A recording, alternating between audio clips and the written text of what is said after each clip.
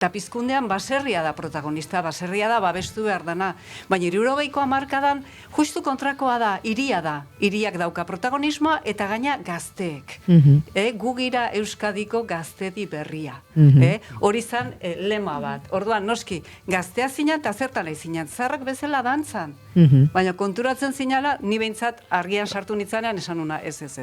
Hau, ez da zaharren kontua, hau da, hori, lehen esan dudan bezala, gure herriaren alde egiteko beste modu. Konturatzen ez zirena da, zan bere momentu berean kritikatzen ari zirena, bere etxeko disko hoien artean agertzen zela, hau da, entzuten zuten Bob Dylan aldi oro, eta etxenen konturatzen Bob Dylanen musikagintza, datorrela hain zuzen ere berak egin duelako musikagintza zaharraren hausnarketa oso bat, lanketa oso bat, eta hortik filtrazio horretatik datorkiola berari, hau da, ja berak sortu egiten du aintzineko moduko musika, berdina, eta horren jarrepen bat ematen. Eta hori izan da argiak egin zuena, bere momentuan dana jaso, bildu ahalik eta gehien, ezagutu horren zentzua eta muinak, eta behin integratuta dauzkazula kapasa bazara, ze dantza tradizionala hizkuntza bat bada ere bere horretan. Kapasa dana elementuak dituenak ber sortzeko eta ber egiteko.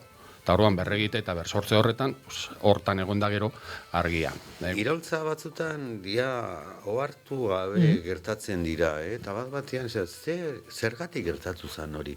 Orduan ikusten dut, momentu horretan, kontrajarria zirudiena bat-batean batu intzan.